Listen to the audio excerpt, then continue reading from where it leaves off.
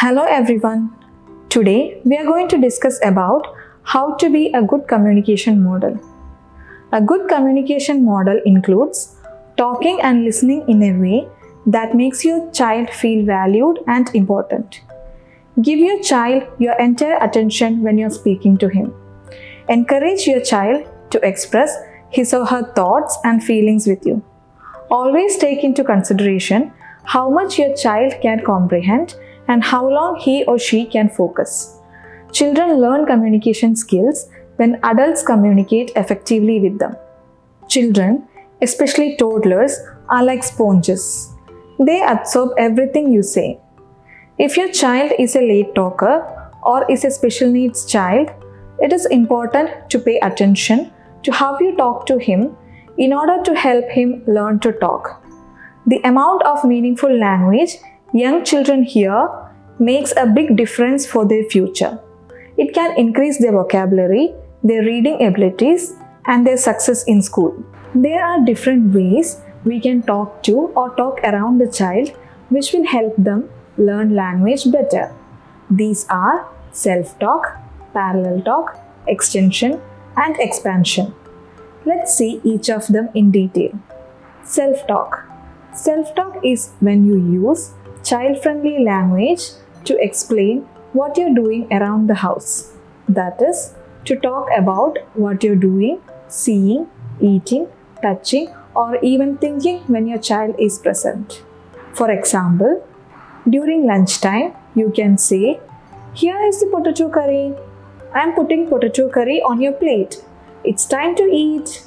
Or during bath time, "Pour water, lather soap on your hands, wash off the soap, all done." And at the supermarket, with your child in the cart, you can say, "I need to get bread, milk and eggs. I will get the bread first because it is near where I stand. Then the milk that is at the back of the store. Oh, they put the bread on a new shelf. I almost couldn't find it." See, that's a boat. And what is inside? There is fish inside. What is that? Swimming, swimming, swimming, swimming. It's a fish. Yes. Now I'm going to catch a fish. Catch, catch, catch. Oh, I'm catching yellow fish. Oh, I am catching a yellow fish. I got a yellow fish. Parallel talk. Parallel talk is when you use child-friendly, simple language to explain what your child is doing. Talk about what the child is touching, seeing, feeling, smelling, and hearing. You can do a lot of parallel talk when you're playing with your child. The goal is to provide the child with what works and how these words can be used in a particular situation. Here, the parent just acts as a model to the child. When you explain what your child is doing, the child will be more engaged in the activity and might engage in the activity for a longer duration. For example, during playtime, parent can say, "I like how you are building a fence for the horses. They are next to the cows. Oh, great job in giving hens their food. I think your animals are very happy." Or when the child is playing with the car, you can say, "Oh, you have a car. It's a blue car. Push the car.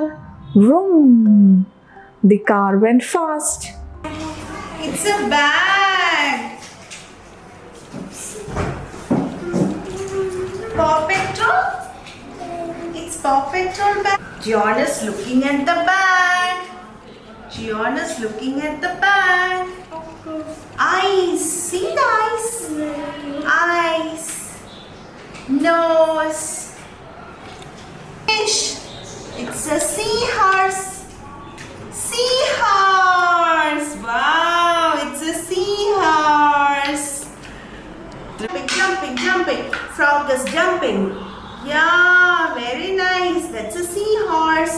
Seahorse is swimming.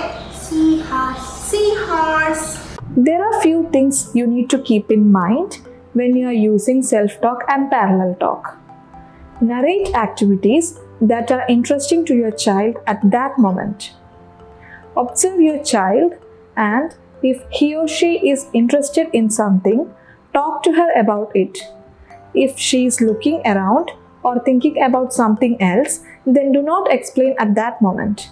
This is a child-directed activity, which means you are not forcing your child to do something that you want. Do self-talk for short durations throughout the day and do not do self-talk continuously. Don't expect your child to repeat what you speak. Here, the goal is to let them hear as much meaningful language as possible during play and during daily routines. We are using self-talk and parallel talk to expose the child to words and to make them realize that talking is fun and functional, so that later he or she can use the language that they have earlier heard and stored. Also, these two techniques help bridge the gap between a child who may not have understood that objects, actions, and feelings have names and they can be named. If they imitate or repeat you, that's wonderful. But at this point, we don't expect them to respond or repeat what is being said. Use child-friendly, short sentences. Use words and phrases that are age-appropriate. Some children may better understand if only one or two words are said. For example, washing dishes, drying dishes, etc., rather than longer phrases or sentences like, I am washing the blue small cup. And more importantly, do not use self-talk and parallel talk to divert their attention away from what they are interested in. If your child is eagerly looking at a pinwheel or a sticker, talk about that. Do not break his focus by turning away his attention to something that you're doing or seeing. We have to remember that toddlers learn best when we follow their lead and interests. Use these strategies in a back and forth conversational way, being careful not to bombard children with details. Frequently pause so that child may join in either verbally or non-verbally. Next, we will see a couple of strategies you can use to help teach and expand receptive and expressive language skills in children who speak at least some words. Expansion. If your child is beginning to speak, you can encourage him or her by repeating what he or she said, by adding missing words, or speaking in a more complete sentence. Remember, you are not expecting or forcing the child to repeat what you say. Here, it is important to acknowledge what he stated before demonstrating the terminology and sentence structure that he can use in the future. For example, if your child says bus, you can say, yes, big bus. If your child says cat meow, you can say, cat says meow. Zoo. Elephant. Big elephant. So they send me a giraffe. Giraffe. Giraffe is too tall, so I said here back. Back. Extension. To expand the child's utterance, we just reply to the child's statement in a conversational manner, adding a bit more new information that is relevant to what the child has to say. These are similar to expansions. However, in this, you extend the child's language while also adding some new information. For example, in the morning or while getting ready, child says, brush teeth. You can extend and say, you are brushing your teeth with your blue toothbrush. And while playing outside, child says, fall down. You can extend and say, you did fall down. You fell down in the sand. Sorry. Tall giraffe. Giraffe was too tall.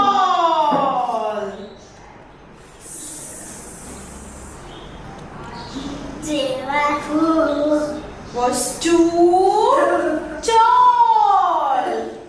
So I send here back. It is important that you are talking to your child at the right level. Try to speak at a level a little above your child's when narrating. This does not suggest that you must always speak in single words or brief phrases around your child. Just use a few important words when doing so. He or she needs to hear you when speaking in a typical, mature, or adult-like manner. It's crucial that your child hear you speak to others so that they can learn the basics of intonation. That is, the way your voice goes up and down as you speak. Use 1 to 2 words at a time to narrate if he or she hasn't started speaking yet. For example, during lunchtime, say peas when you show your child the container of peas after pulling it out. Say scoop when you scoop peas to place on your child's tray. Say yum when your child takes a bite and likes it. If he is only saying a single word, you should narrate 2 to 3 words as an example. Remember, he doesn't have to say it again. When you get out the container of peas and show her, say peas for lunch. You can say scoop the peas while you scoop peas to put on her tray. Upon taking a bite, you exclaim, yummy peas, and say eating lunch when she starts eating again. If he is saying short phrases, then narrate in full sentences. You will want to add information about where I put the fork on the table, when we'll have ice cream after dinner, and details like colors, amounts, and how things feel. For example, this ice is so cold. You'll need to keep these things in mind while you're communicating with your child. Thank you.